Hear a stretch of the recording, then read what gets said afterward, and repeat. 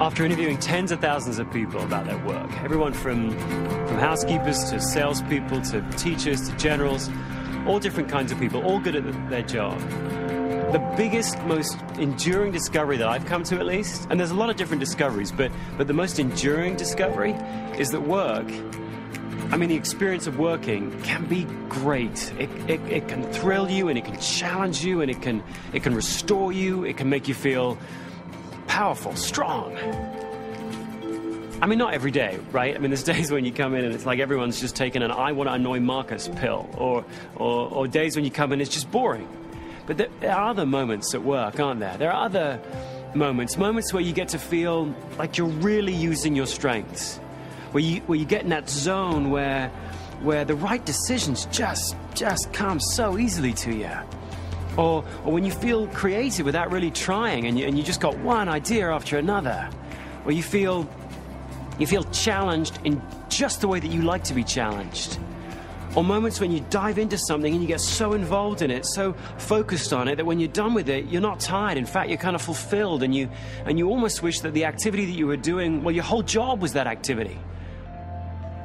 Moments like that, work can be great just because it can show you how great you can be. And your company knows this. I mean, that's why they're forever talking about our people are our greatest asset. They know that if you, and everybody else, but if you can find a role in which you can play to your strengths most of the time, then everybody wins. You win because you feel more productive, more engaged. Your teammates win because they feel the difference. Your customers feel the difference. The company sees the difference. Everybody wins. So wouldn't it be great? I mean, wouldn't it be great if you got to play to your strengths most of the time? If you could find a role where you play to your strengths for most of your working day. I mean, how cool would that be? Well, it'd be cool, but the research shows that actually very few of us manage to get to that place. In fact, if you ask this exact question, if you ask, what percentage of your typical workday do you spend playing to your strengths? If you actually ask people that question, what you get back is that less than 2 out of 10 of us actually get to play to our strengths at work. I'm not an idealist. I don't know about you, but I didn't expect that number to be 80%. I didn't expect 8 out of 10 people to say, yeah, we skip to work. We play to our strengths most of the time. I mean, there's a reason they call it work, right? But 2 out of 10, actually less than 2 out of 10, it's actually 17%. That just seemed really low to me. And I suppose, well, for me anyway, that begs a question. And that question is, are you one of the 2 out of 10? And if you aren't, how do you get to be? Now, it wasn't always this way, was it? I mean, it wasn't always this way. When you were a kid, I mean, if you think back to when you were a kid, didn't you on some level kind of know instinctively what got you out of bed every day? You knew what classes you wanted to go to, or what teachers you wanted to hang out with, or what kids you wanted to go play with. You just knew instinctively what your strengths were, what strengthened you, and you kind of felt, maybe you couldn't articulate it, but you kind of felt that the world was going to wait for you, and one day you were going to pop out and your unique mark was going to be made on the world. And then sometime between then and now, some part of that childish hopefulness evaporates, doesn't it? It withers away, and we get to work and we're not really sure what our mark is anymore. Now, there's all kinds of reasons why that happens, why I think we lose touch with what our strengths are and what our contribution should be. We gotta fit in, we gotta do what our parents want us to do, we gotta get a job, we gotta pay the bills. And then you get the job, and then you got to do what your boss wants, and then here's your job description, and we got to do what the company wants. So, yeah, maybe some of those things are to blame for getting you off your strengths path. But I think if you look closely, you might find that what's holding you back from really playing to your strengths isn't this other stuff, your boss, your company, your job description. Maybe what's holding you back from playing to your strengths is what you believe. Maybe you've become trapped by a very few myths that you've been told are true, and they're not. If you could explode those myths, and if you could replace them with what's true and really act on it, then maybe you could take back some of the control of your work. And maybe you could spend more time, deliberately, each week, spend more time playing to your strengths. Here's one of those myths, that as you grow, you change. God, we've all heard that one, right? As you grow, you're supposed to put away your childish traits. You're supposed to acquire more skills and acquire more experiences and become more balanced, more well-rounded. You're supposed to become an adult. But the problem is it isn't true. The truth is, as you grow, you don't change your personality. As you grow, you become more and more and more of who you already are. My son, Jackson, Jack's 4.5 years old, and already I know some stuff about him. I can see that Jack physically hates to lose. Not in a I prefer winning to losing kind of way that all kids have, but in a physical hatred of losing. If he sees his favorite football team on TV losing, he he can't stay in the room. He's got to run out. Or he's got to bury his head in the cushions and pretend he can't see it, so that he can't see it. I mean, the kid just hates to lose. I've also seen, and this is odd, but because I don't have any of this, he has a craving for order. This is the kid that won't close the fridge door unless the ketchup has been turned so the label's facing out. Or who panics when we're on the plane and I lean forward to close the blind of the window that just might, partially belong to the seat in front of me. Oh, don't do that, Dad, that's his. Well, odd though that is, those personality traits in a 4.5-year-old, and kind of funny, bottom line for Jack is they ain't going to change. He's going to have that same craving to win at 44 as he does at 4. And at 84, when he sees his grandkids with their playthings littered all over the playroom floor, his need for structure is still going to fire off. So the point of life for Jack isn't to replace that. The point is to channel it. His dreams may change, his circumstances may change, his achievements may change, but the core of him, the strongest and most dominant parts of his personality, those are going to stay the same. Those are going to stay constant, and so will yours, and that's okay. Now, this doesn't mean he can't grow and you can't grow and I can't grow. It doesn't mean that we can't learn new skills. We can. But this actually points to the second myth that might be holding you back. The myth that you're going to grow the most, you're going to learn the most in the areas where you're weakest. That one sounds odd, but if you think about it, it was ingrained in you really early, wasn't it? Because when you were a kid and you were in class or you were in school and you found out you were good at maths but not very good at English, you didn't get more maths, did you? You got more English. You got remedial English. And your parents were in on this game. They were part of the ingraining process. The Gallup organization once asked this question. Your child comes home with the following grades. English A, Social Studies A, Biology C, Algebra F. Which grade deserves the most attention from you? The question didn't say, if you pick one of the grades, you've got to ignore all the others. It just said, hey, look, here are the grades, and you've only got one thing to invest in your child, your time. Which grade deserves the most attention, the most time from you? 77% of parents would focus on the F. Now, the point here isn't that you should ignore the F any more than you should ignore your own weaknesses. You can't ignore weaknesses. The point is simply, and the truth, if you like, the truth that should replace the myth is that you're going to grow the most, you're going to develop the most in the areas where you already know the most. You grow the most in your areas of strength. In your areas of weakness, yeah, you can learn, but what learnings you gain are achieved with great effort and difficulty, and you don't get very much bang for your buck. I mean, me, growing up, I had a weakness for confrontation. I just wasn't very good at confronting people. I can remember, when I had to try and persuade my dad that I wanted to do something that he wouldn't let me do, I would prepare, I would think about the arguments I wanted to make or the examples that I'd pick, and I even actually rehearsed the actual words I would use. I would be totally prepared, but somehow, in the heat of the moment, in the heat of the confrontation, my brain would shut my mouth down. Just couldn't find the words. They'd get stuck in the guzzard or gizzard or whatever this part of the neck is. It's stuck right here. I'd choke every time. Now, going into the workplace, people figured this out about me and they'd counsel me. They'd sort of take me under their wing and say, here's a nice assertiveness training course. Go take that. Or they'd give me little tips and hints, Some of which, by the way, quite good. Always look people directly in the eye if you want to confront them. Or as they raise their voice, lower yours. All good stuff, and I worked at it, and I got better. I got better. I went from terrible to really bad. A much better use of my time would have been to take all that training, effort, and energy and stuff and put it into my strengths. Because if you want to grow, like me, you're going to have to take all your creativity, all your effort, all of your push and your drive, and invest it in those areas where you have some natural strength. There, you're going to see giant leaps of learning. So do that. Manage around the weaknesses. And I know, I mean, you hear that and you go, well, yeah, that'd be great. That'd be nice. Awesome.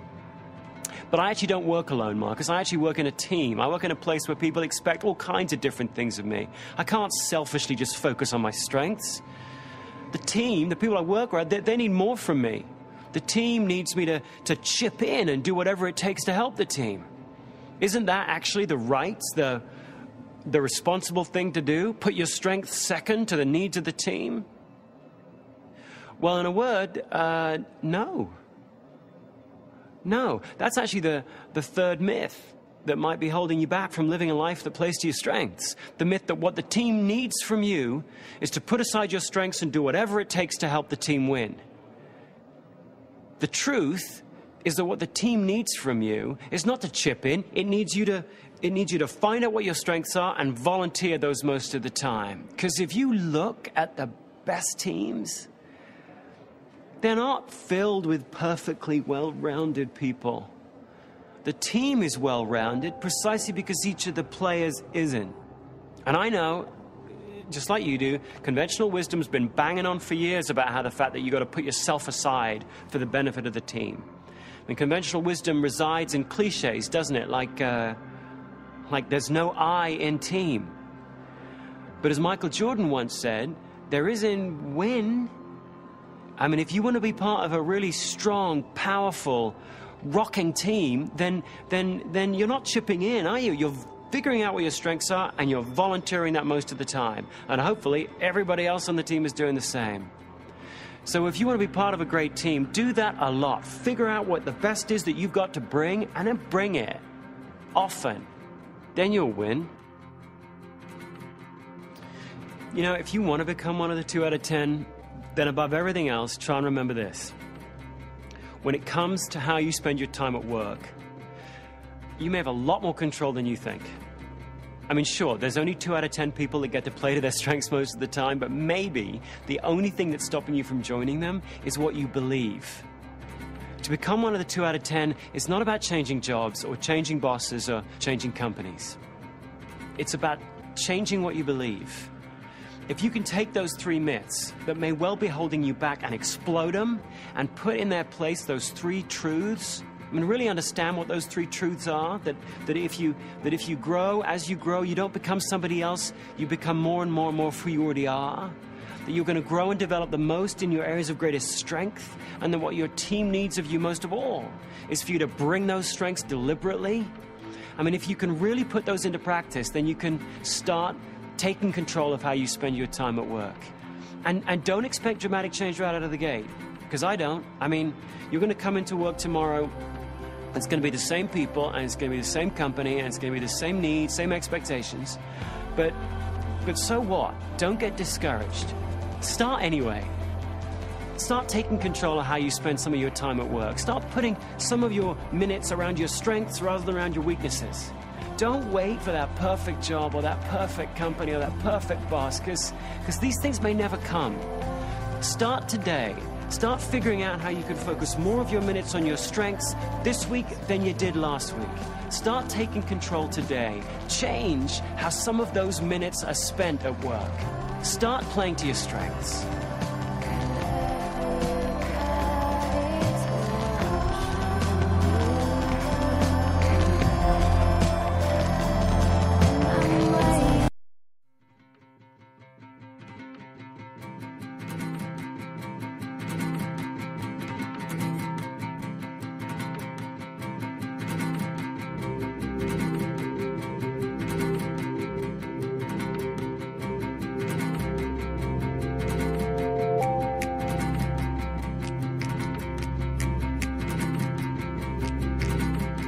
Notice this? Isn't it funny how when you ask people to describe their weaknesses, they always manage to turn it around and make it sound like a strength. You know, the person says, my weakness is that I care too much. Or the girl who says, my weakness is that I'm just too much of a perfectionist. It is kind of funny how we do that, but I suppose it's understandable because we want to make ourselves look as good as we can to everybody else, right? What's much less easy to understand, though, is that when you ask people to describe their strengths, I mean, the very things that would make them look really good to everybody else, they wind up being so vague, so vanilla, so bland in describing their strengths. I mean, after a lifetime of interviewing people about their strengths, do you want to know the most common answer? Like, if you were to bet money on what answer will I hear when I ask that person, this is the answer you'd make your money on. I like dealing with people. Yes, I do. People. No mention of which people, whether it's strangers or friends or colleagues or guests, it's just people. I like dealing with people. If you're going to get to be one of the 2 out of 10 that plays to their strengths most of the time, that takes control of their day, their hours, their minutes at work, then you got to become good. You got to get really good. You got to get very detailed, very specific at describing your own strengths. I mean, I like dealing with people. What is that? Which people? What are you doing with the people? Are you selling to them? Are you serving them? Are you taking care of them? Are you responding to their needs? If you like selling to them, are you selling to a lot of different people during the course of a day? Do you really like getting to know people who are strangers, winning them over, getting them to like you, then selling to them, then moving on like a retail environment? Or do you like building a really long-term, established, authentic relationship with someone and only then trying to persuade them to buy what you have to sell? Well, boy, those are 2 really different things. Or maybe you don't even like closing at all. You don't want to get a close. You just want to build influence. Well, which one of those applies to you? Or does neither apply to you? But if you're going to get to be one of the 2 out of 10, you've got to get to that level of detail, that level of granularity in describing your strengths. The good news is, I mean, daunting though that sounds, the good news is that isn't actually as hard as it seems. You don't need a psychologist or a manager or a teacher or an HR department even to tell you what your strengths are. You can do this. Because your strengths have certain, they have certain signs to them, certain sort of telltale signs, characteristics. And if you look back at your week, last week at work, and you try and look for those signs, you'll be able to filter them out and I think be able to see from those signs what your true, most dominant, most powerful strengths are. Here's the first sign. And yeah, I mean, it's an obvious one, but pay attention to it. Your strengths have a yearning quality to them. They're like a force inside you trying to get out. So watch to see which activities last week did you look forward to doing? Which activities did you find yourself volunteering for? Now, there may not be that many of them because you did a lot of stuff last week, but see whether you can pull the curtain aside a wee bit and look for which were those activities you actually look forward to doing. Here's a second sign. Your strengths are those things you're naturally inquisitive about. Right? When you start doing an activity that's around a strength of yours, you don't struggle to concentrate, do you? Your mind doesn't wander. You're like in the moment. You're in the zone. You're focused. You're concentrated. Time just sort of zips by and you look up and like a whole hour's gone by. Okay, what were those activities last week? Were there any activities that you stay inquisitive around, that you keep learning around, that you keep researching around? Those are all great signs of a strength. And then last, your strengths have this restorative quality to them, don't they? When you're done with them, you may be physically tired, but you're not psychologically drained. You're not empty. You're not depleted. You're actually uplifted. You're sustained. They fulfill you. That's actually why you want to do them again, because you want that feeling again. Okay, look for those activities. Were there any activities last week that left you feeling kind of magnificent? What were they? Look back for those 3 clues. Which activities did you look forward to? Which activities did you stay inquisitive around and in the moment? And which activities left you feeling strong and magnificent? You see anything? Really, try it. Just look back. Do you see anything emerging? Any activities, any patterns there last week where you can see some of those signs? when I do that, three things come to mind for me. Three strengths sort of come to the fore.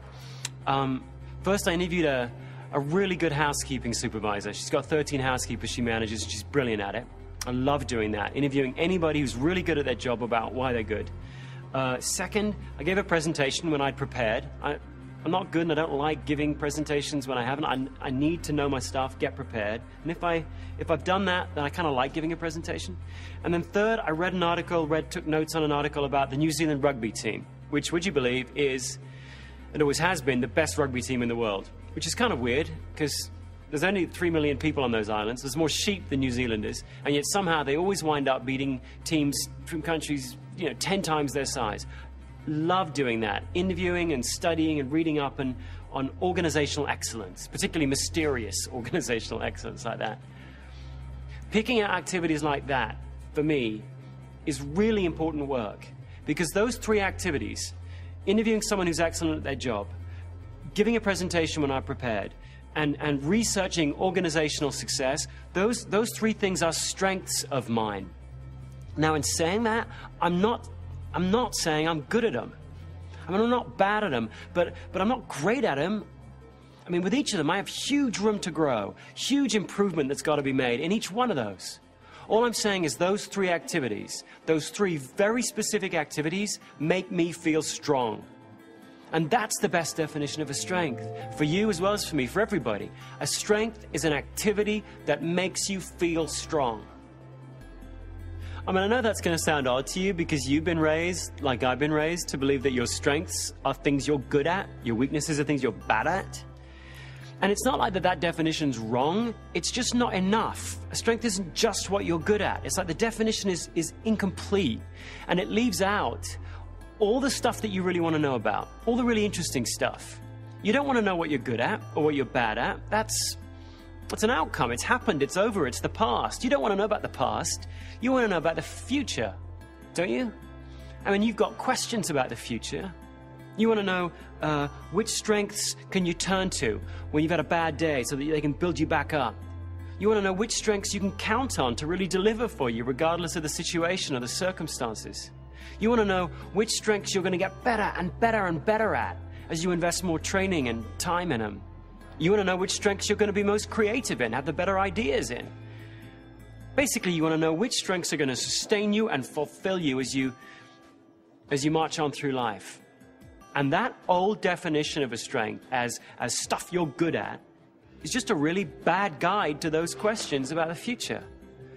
That definition tells you that in order to know how to plan your future and focus your future, you should look to those activities you're good at. But can that be true? I mean, don't you have some activities you're good at, but which leave you empty, cold, or that even actually deplete you?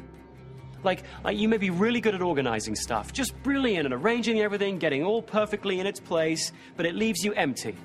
After 2 days of arranging and organizing, you feel this close to bursting into tears. Well, if you have some activity like that, should I tell you that organizing is your future? Organizing stuff is what you should build your career around?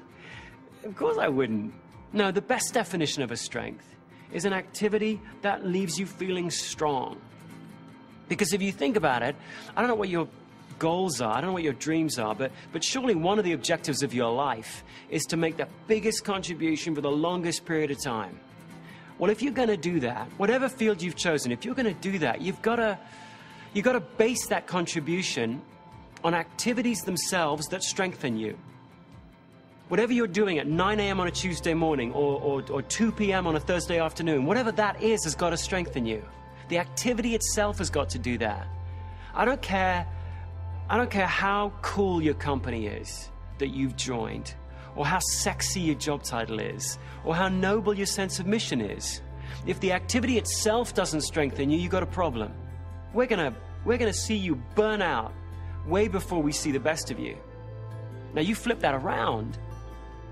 If you deliberately try and install in your working week activities that strengthen you, all kinds of good things happen for you. You'll find that you'll bounce back more quickly. You'll be more resilient when things set you back. You'll find you'll be able to stay focused longer. You'll find you'll be more creative. You'll find you'll set higher goals. And of course, the really I mean, the really relevant thing, you'll wind up achieving those goals more often. Why? Get your head around this. Because you will get good at things you practice. But you don't practice all activities uniformly, do you? You get drawn into some activities and repelled by others. And those you get drawn into, you practice more, and you practice more, and you get better and better at them. So you need to pay really close attention to your appetites, because your appetites, those activities you're drawn to that fulfill you, those appetites drive your abilities. You need to pay attention to how you feel while you're doing something, because how you feel while you're doing something will determine how good you get at that thing. And what about those activities that you're drawn to, but you just don't seem to get any better at? We've all got those, don't we? Activities that you have a lot of appetite for and seemingly no ability. Well, we have a word for those activities, don't we? We have a word for all appetite, no ability kind of activities. We call them hobbies. And they stay hobbies because no one's paying us to do them. I mean, I can have the luxury of still going around and hacking away with my golf swing, or the luxury of messing with my forehand, or singing gloriously in the shower, and I don't have to worry that I have really no ability for them because no one's paying me to do them. But it's amazing how quickly, when we go back into the real world, back into the world of work and wages and accountability and performance, it's amazing how quickly we dismiss that as a luxury. It's amazing how back in the real world, very few people maintain a strong appetite for an activity that they manifestly have no ability for. But you know the really brilliant news about defining a strength as an activity that makes you feel strong? Is that the person who's best qualified to identify your strengths, really the only person qualified to identify your strengths, is you. With the old definition, an activity you're good at, well, really the least qualified person to identify your strengths is you. Because you'd either be too hard on yourself or too generous with yourself, depending on how fragile your ego was. So right from a very early age, you were taught to look to somebody else, somebody outside of you, to confirm or deny what your strengths were. At school, you looked to your teachers, didn't you? At home, you looked to your parents. At work, you were taught to look to your manager and your HR department and that child of theirs, the performance appraisal. But with this new definition of a strength as an activity that makes you feel strong, you don't have to look to anyone else. You know better than anyone else does which activities you're drawn to and which repel you. You know which activities fascinate you and which bore you. You know which activities fulfill you and which leave you feeling cold. You know better than anyone else does if you feel fulfilled and excited meeting new people and winning them over and getting them to like you. If you say you love that, no one can say, no, you don't. They can say, you know what, there's better ways of doing that. They can say, here's a really nifty new way of networking with people. They can even say, hey, look, Marcus, you know what? Sometimes your need to get people to like you and your ability to do that gets in the way of making a sale, or gets in the way of serving a customer, or some other such outcome. And that's okay. You should keep your mind open for feedback like that. That is totally legitimate performance feedback. But what no one can tell you better than you is which activities you love and which you loathe. No one can tell you which activities make you feel strong and which make you feel weak, which fascinate you and which bore you to tears. Here, your perspective is, and will always be, sure and true. So trust it.